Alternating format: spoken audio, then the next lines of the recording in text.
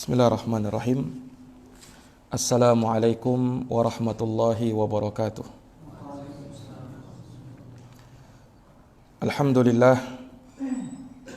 Alhamdulillahilladzi ahyana ba'dama amatana wa ilaihin nusyur.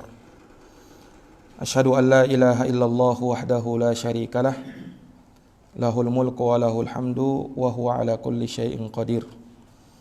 Wa asyhadu anna Muhammadan abduhu wa rasuluh, salawatu rabbi wa salamuhu alaihi wa ala alihi wa sahbihi wa man tabi'ahum bi ihsanin ila yaumiddin, yauma la yanfa'u malun wala banun illa man atallaha biqalbin salim. Amma ba'd.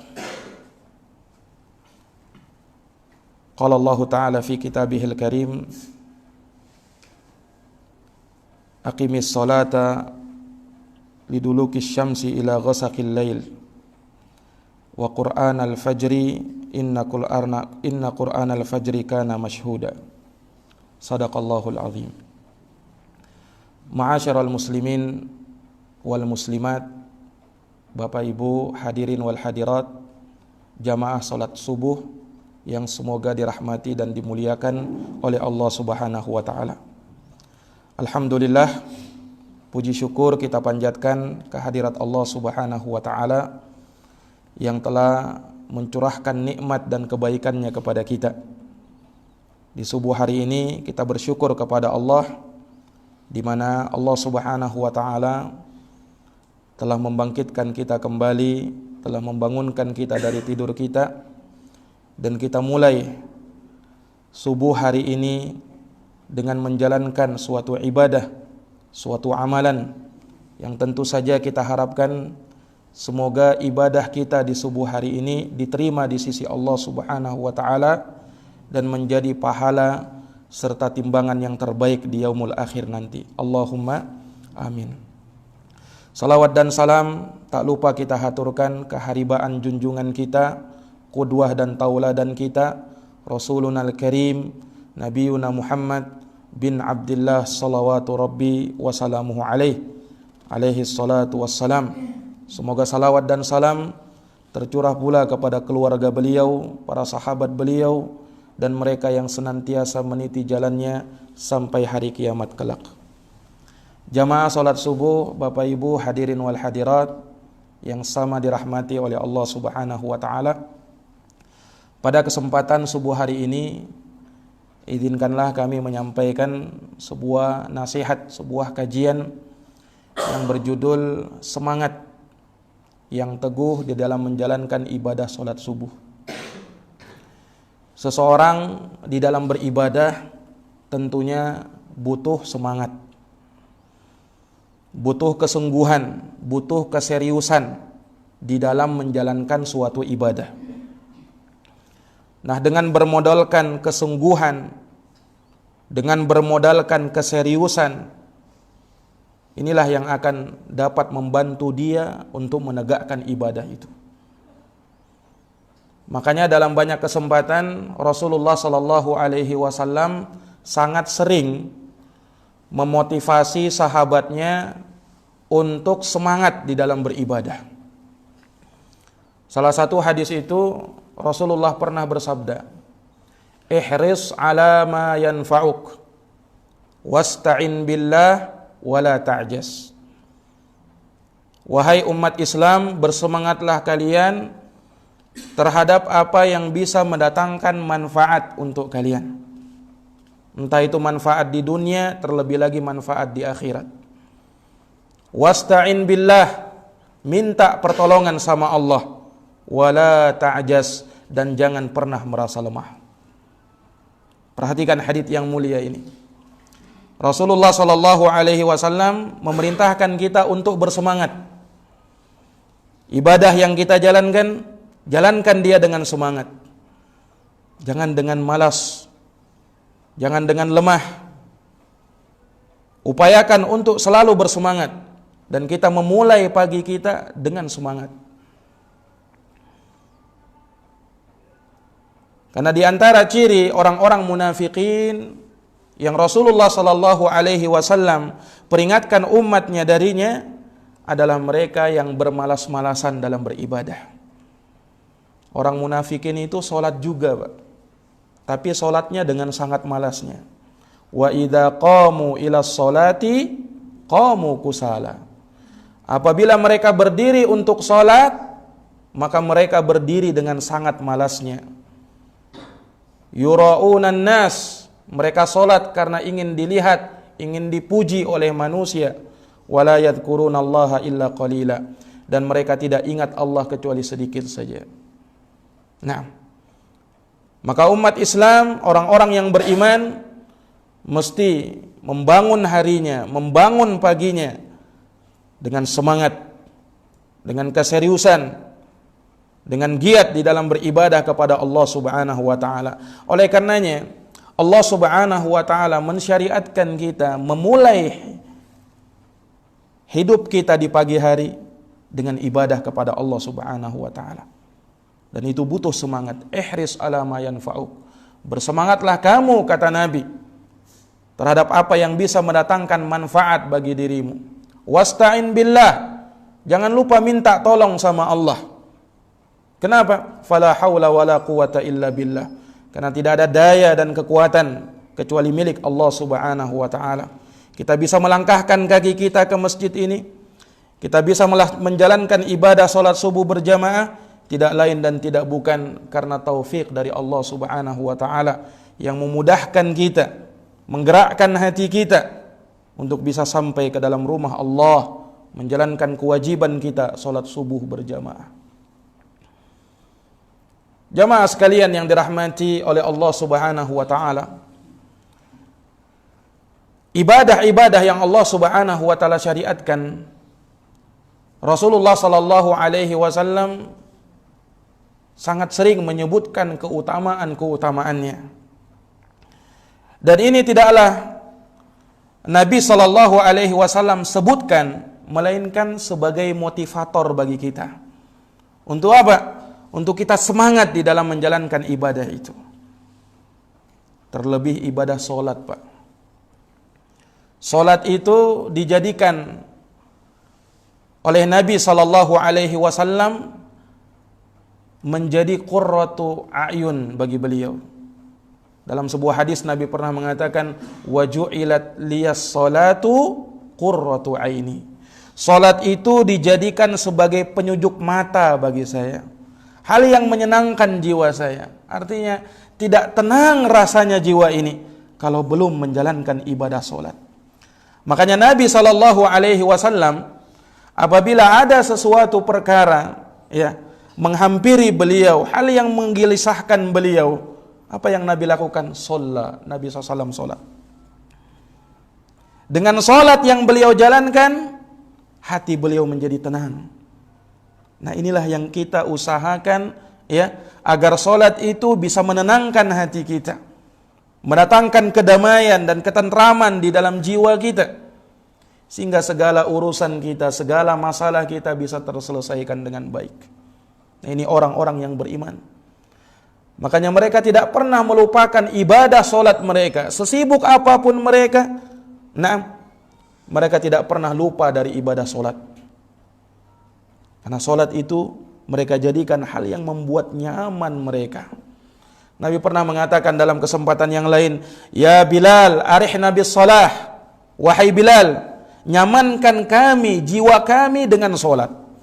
Lihat, dijadikan solat itu sebagai hal yang menyamankan diri. Ini orang yang telah merasakan lezatnya itu beribadah. Kalau orang belum bisa merasakan lezatnya itu beribadah, lezatnya itu ibadah solat, maka dia menganggap solat itu sebagai beban bagi dirinya. Berat baginya untuk berdiri, untuk berlama-lama berdiri, berat bagi dia. Kenapa? Karena manisnya itu ibadah belum dia rasakan. Nah, ini jamaah sekalian yang dirahmati oleh Allah.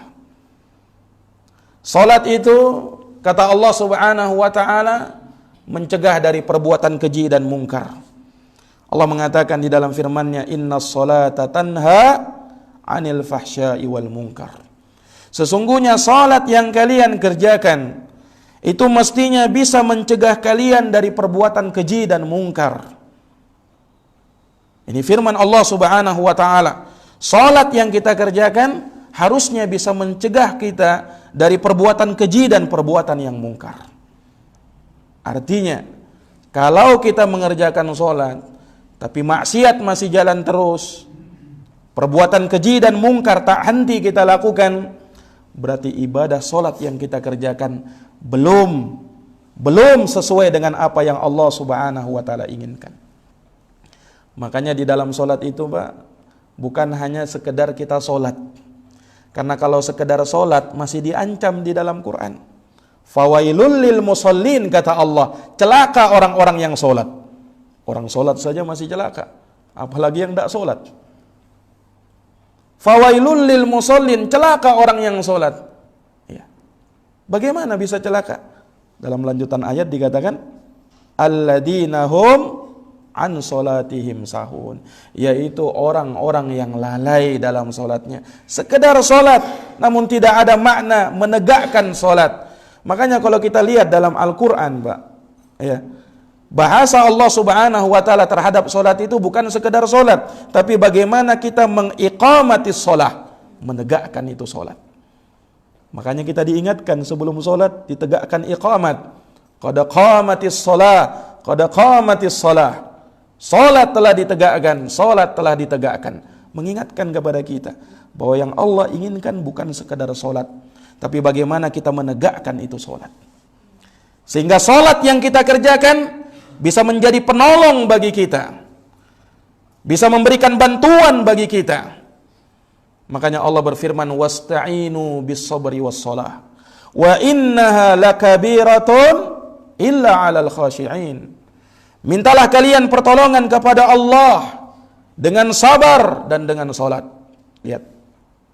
Minta pertolongan kepada Allah dengan amalan, dengan dua amalan yang hebat ini, yaitu dengan amalan sabar dan yang kedua dengan amalan salat.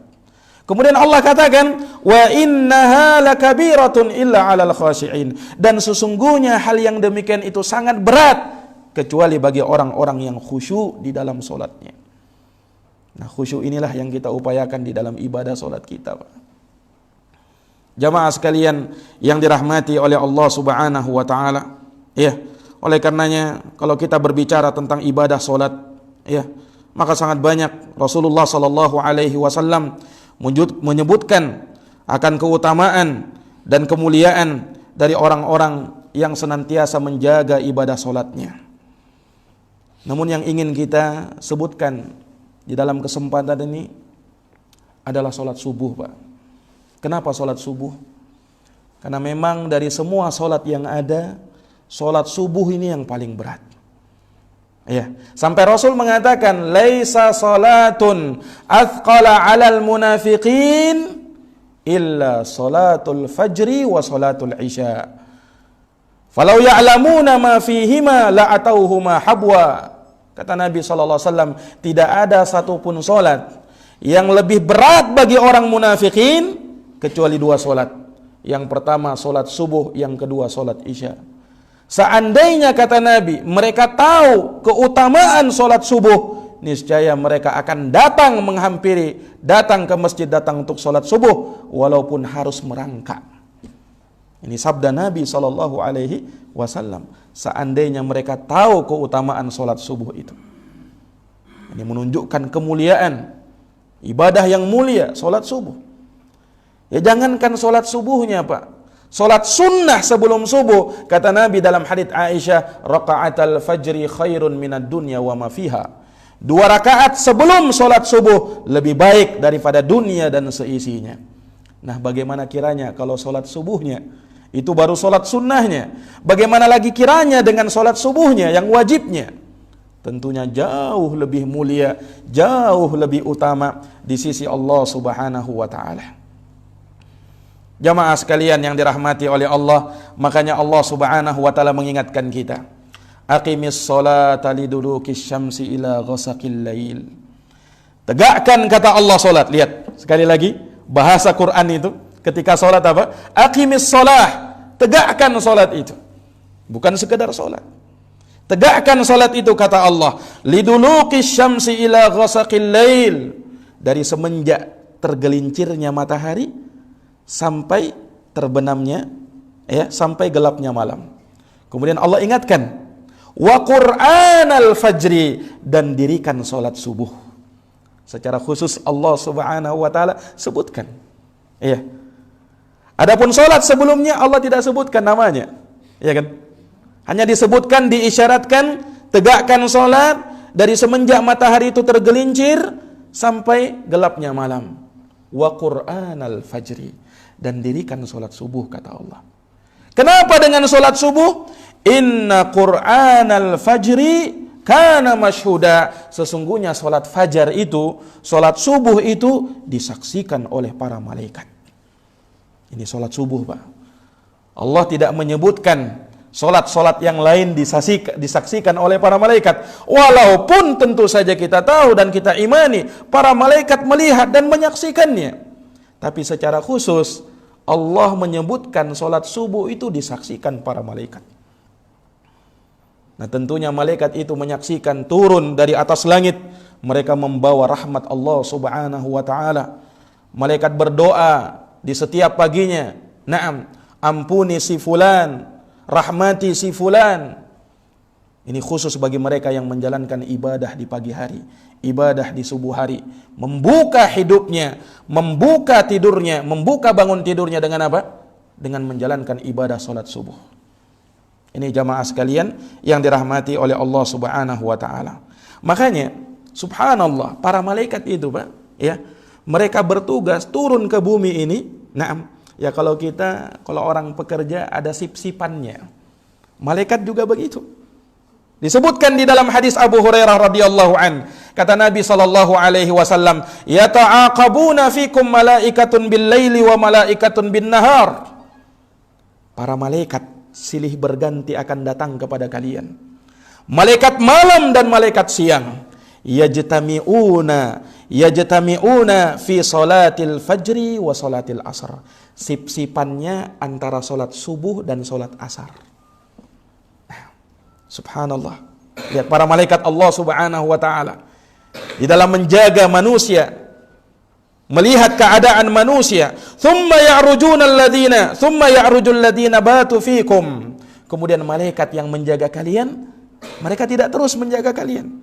Mereka akan naik ke atas langit, melapor kepada Allah Subhanahu wa taala yang di atas langit. Fayas'aluhum, maka Allah tanya kepada mereka.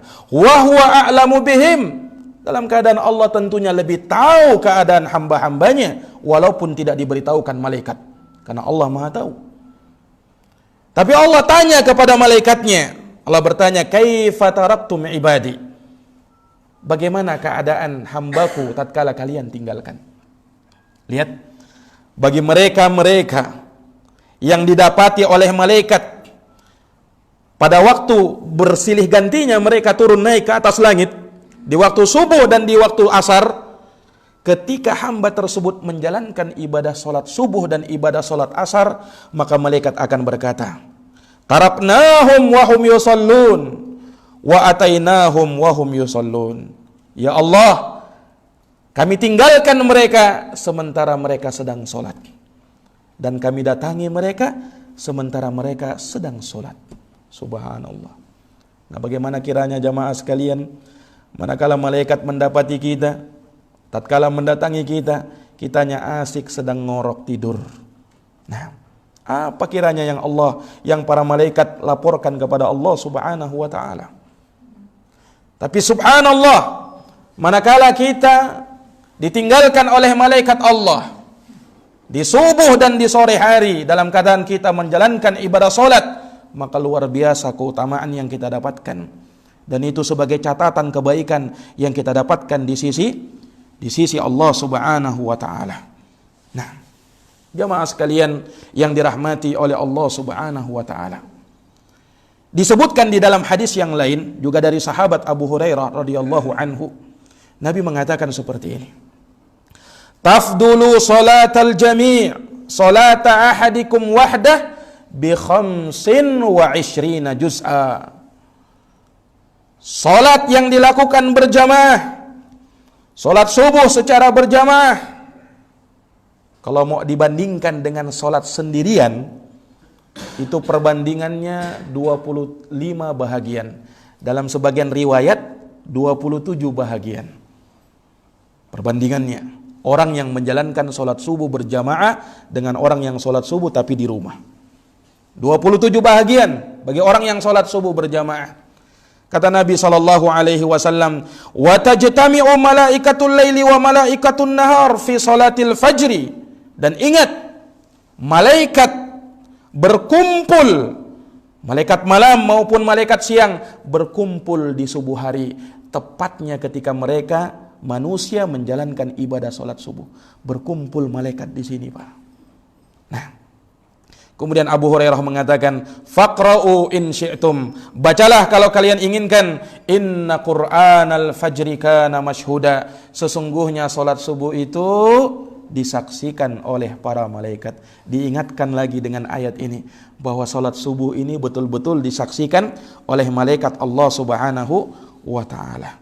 Nah, maka ini jamaah sekalian yang dirahmati oleh Allah Subhanahu wa taala. Ya, ketika seorang hamba dia memotivasi dirinya, ya, dia betul-betul menjadikan dirinya untuk bersemangat di dalam menjalankan ibadah di pagi hari, maka subhanallah, ketika itu Allah Subhanahu wa taala mencatatnya sebagai suatu amal kebaikan dan dia akan dimuliakan di sisi Allah Subhanahu wa taala di hadapan para malaikatnya. Akan tetapi kalau dia enggan dari menjalankan ibadah salat subuh, dia bermalas-malasan menjalankan ibadah salat subuh, maka disitulah siksaan Allah Subhanahu wa taala akan menghampiri.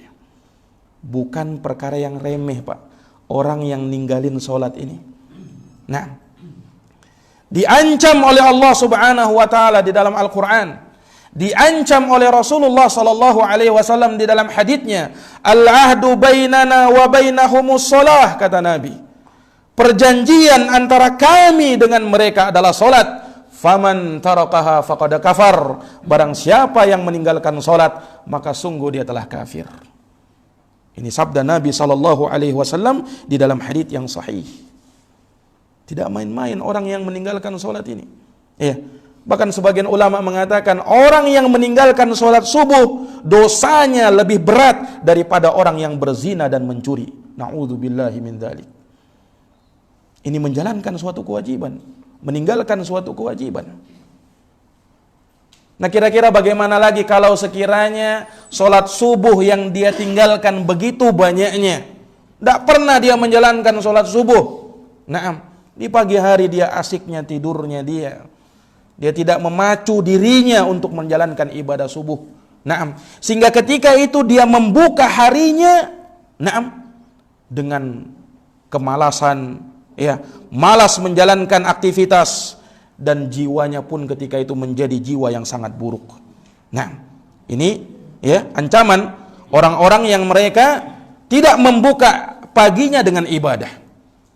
Jamaah sekalian yang dirahmati oleh Allah, di dalam hadis Rasulullah SAW pernah menyebutkan, ya'khidu syaitanu ala qafiyati ra'si ahadikum idha huwa nama thalatha uqadin. Kata Nabi, syaitan itu akan mengikat di tengkuk leher salah seorang dari kalian ketika dia tidur di malam hari sebanyak 3 ikatan. Diikat oleh syaitan untuk apa? Memang untuk menghalangi manusia ini untuk sholat. Jangan sampai dia bangun sholat. Syaitan sampai ikat dengan 3 ikatan, Pak. Ini sabda Nabi sallallahu alaihi wasallam. Yadribu kulla uqdatin makanaha 'alaika lailun tawil. Yang mana di setiap ikatan syaitan ini akan meniupkan padanya, syaitan akan menggoda, malammu masih terlalu panjang. Jadi ketika manusia ini sudah mulai terbangun, syaitan bisikan, malammu masih panjang. Tidur kamu. Nah, subhanallah. Nah, untuk bisa melepaskan ikatan ini, Nabi SAW mengajarkan, ketika kamu bangun tidur, baca doa. Baca doa ketika bangun tidur. Alhamdulillahilladzi ahyana ba'dama amatana wa ilaihin nusyur. Lepas 1 ikatan. Kemudian setelah baca doa jangan tidur lagi, tapi segera berwudu. Dengan kita berwudu, lepas ikatan yang kedua. Tapi masih tinggal satu ikatan. Dengan kita menegakkan solat, maka semua ikatan syaitan lepas. Dan ketika itu kata Nabi SAW, fa asbaha nasyitan thayyiban nafs. Di subuh harinya dia dalam keadaan bersemangat menjalankan aktivitas dan jiwanya pun baik. Tapi kalau orang di subuh hari, ya, dia tidak bangun sholat subuh, maka kata Nabi SAW, itu adalah seseorang balas syaitanu fi udunai, yang syaitan kencing di telinganya. Nah, kencing di telinganya, Pak. Walaupun nanti dia pas datang bangun subuh, tidak ada dia dapati basah di telinganya, ya kan? Karena syaitan kencing itu tidak seperti kencingnya kita. Nah, tapi Nabi mengatakan syaitan kencing di telinganya, sehingga apa? Telinganya tidak bisa mendengarkan azan subuh, tidak bisa mendengarkan bacaan imam yang menjalankan ibadah sholat subuh. Dikencingi syaitan, ditutupi syaitan telinganya. Ini jamaah sekalian yang dirahmati oleh Allah Subhanahu wa ta'ala. Oleh karenanya sekali lagi, ya, tegakkan ibadah subuh ini, jalankan sholat subuh ini dengan sebenar-benarnya, yang dengannya kita bisa meraih rahmat Allah Subhanahu wa ta'ala, dan pacu keluarga kita juga. Jangan kita saja, keluarga kita pun demikian. Ya, kalau Pak kita semangat membangunkan anak-anak kita, putra-putri kita, untuk bisa mereka menjalankan aktivitas sekolah mereka. Serius kita. Nah, marah kita kalau anak kita tidak bangun pagi hari untuk sekolah. Tapi subhanallah, terkadang kita ini orang tua, ya, biasa-biasa saja. Kalau misalnya anaknya tidak bangun sholat subuh, tapi kalau tidak sekolah, luar biasa marahnya. Mungkin anaknya akan disiram dengan air kalau tidak bangun subuh, kalau tidak bangun pergi sekolah. Nah, kenapa yang seperti itu tidak kita terapkan dalam sholat subuh? Ya, latih anak-anak kita, Pak. Nah, terlebih di zaman sekarang ini, latih anak-anak kita. Nabi mengatakan, muru auladakum bis shalah wa hum abna sab'i sinin, wadribuhum 'alaiha wa hum abna 10 sinin. Perintahkan anakmu sholat ketika mereka 7 tahun umurnya, dan pukul mereka kalau tidak mau sholat ketika mereka berumur 10 tahun. Pukulan pendidikan. Nah, ini ajaran Rasulullah SAW. Ya, jangan sampai kita ini hanya semangat memotivasi dunia mereka, sekolah mereka, sementara untuk akhirat mereka kita lupakan. Ya, untuk akhirat mereka kita lupakan. Ini keluarga kita, Pak. Dan semua dari kita akan dimintai pertanggungjawaban akan hal tersebut. Nah, ya ayyuhalladzina amanu qu anfusakum wa ahlikum nara, kata Allah. Wahai orang-orang yang beriman, jaga dirimu, tidak cukup hanya dirimu, dan keluargamu dari api neraka.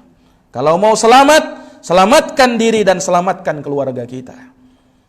Kullukum ra'in wa kullukum mas'ulun an ra'iyatih. Setiap dari kalian pemimpin, dan setiap dari kalian akan dimintai pertanggungjawaban akan kepemimpinannya. Wal imamu ra'in wa huwa mas'ulun an ra'iyatih. Seorang imam adalah pemimpin dan dia akan dimintai pertanggungjawaban akan kepemimpinannya. War rajulu fi ahlihi ra'in wa huwa mas'ulun an ra'iyatih. Demikian pula seorang laki-laki di dalam keluarganya, dia pemimpin dan dia akan dimintai pertanggungjawaban akan kepemimpinannya. Seorang bapak akan ditanya, kenapa kamu tak suruh? Kenapa kamu tidak menyuruh anakmu untuk menjalankan sholat subuh? Nah, akan ditanya. Ini jamaah sekalian yang dirahmati oleh Allah Subhanahu wa ta'ala. Nah, dan tentu saja dengan kita betul-betul menjalankan ibadah sholat subuh, maka kabar gembira yang dikabarkan oleh Rasulullah SAW kepada kita disebutkan dalam hadis Umarah bin Ru'aibah radhiyallahu ta'ala anhu. Rasulullah pernah mengatakan, lan yalijan nara ahadun shalla qabla tulu'i syams wa qabla ghurubiha. Kata Nabi SAW mendengarkan, ya, sahabat Umarah bin Ru'aibah mendengarkan Rasulullah bersabda, tidak akan masuk neraka seseorang yang menjalankan salat sebelum terbitnya fajar, sebelum terbitnya matahari, dan sebelum terbenamnya matahari. Ya'nil fajri wal asri, yakni salat subuh dan salat asar. Makanya banyak-banyak disebutkan itu, Pak. dari ibadah yang utama itu solat subuh dan solat asar. Walaupun kita tahu yang Allah wajibkan ada solat lima waktu. Tapi dari semua solat itu yang banyak-banyak disebutkan oleh Allah dan Nabi-Nya solat subuh dan solat asar.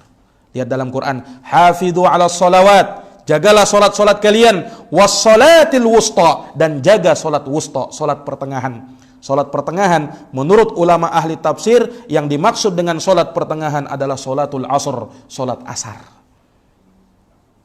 Ini solat asar juga jangan main-main, Pak. Nabi pernah mengatakan, man taraka salatal asri faqad habita amaluh. Siapa yang ninggalin solat asar maka terhapus seluruh amalannya. Terhapus seluruh amalannya, kata Nabi sallallahu alaihi wasallam. Lihat, dijamin di dalam hadits ini, tidak akan masuk ke dalam neraka seseorang yang sholat sebelum terbitnya matahari dan seseorang yang sholat sebelum terbenamnya matahari, yaitu sholat subuh dan sholat asar. Maka ada seorang laki-laki dari ahli Basra, dari penduduk Basra mengatakan, ini kabar gembira ini. Anta sami'ta hada min Rasulillah? Apakah benar kau dengarkan ini dari Rasulullah? Naam. Maka sahabat Umarah mengatakan, ya, aku dengarkan ini dari Rasulullah. Maka orang itu mengatakan, ana asyhadu anni sami'tuhu min Rasulillah. Saya juga bersaksi, saya pun mendengarkan hadits itu dari Rasulullah sallallahu alaihi wasallam. Sami'athu udunai wa wa'ahu qalbi. Kedua telingaku mendengarkannya dan hatiku memahaminya. Nah, ini jamaah sekalian yang dirahmati oleh Allah, menunjukkan kepada kita bahwasanya ilmu itu butuh pengamalan. Setelah kita mendengarkan hal yang demikian, maka tentunya ya diharapkan semoga lebih memberikan motivasi di dalam diri kita untuk semangat lagi di dalam beribadah, semangat lagi di dalam solat, terutama menjalankan ibadah solat subuh. Nah, semoga Allah Subhanahu wa taala dengan ini lebih memberikan kepada kita ya pahala yang sebesar-besarnya di sisi Allah, karena tentunya tidak sama orang yang menjalankan ibadah didasari dengan ilmu dan orang yang menjalankan ibadah tidak didasari dengan ilmu. Nah, semoga bermanfaat apa yang bisa kami sampaikan di pagi hari ini. Semoga Allah Subhanahu wa taala menjadikan kita termasuk dari orang-orang yang mendengarkan ucapan yang baik dan bisa segera mengamalkannya. Semoga Allah Subhanahu wa taala menaungi kita dengan rahmat dan keberkahannya, dan semoga Allah melimpahkan kepada kita hidayah dan taufiknya, dan semoga Allah menutup kehidupan kita dengan husnul khatimah, dengan penutupan yang baik. Allahumma amin. Subhanakallahumma wa bihamdika asyhadu an la ilaha illa anta astaghfiruka wa atubu ilaik. Walhamdulillahi rabbil alamin. Wassalamu alaikum warahmatullahi wabarakatuh.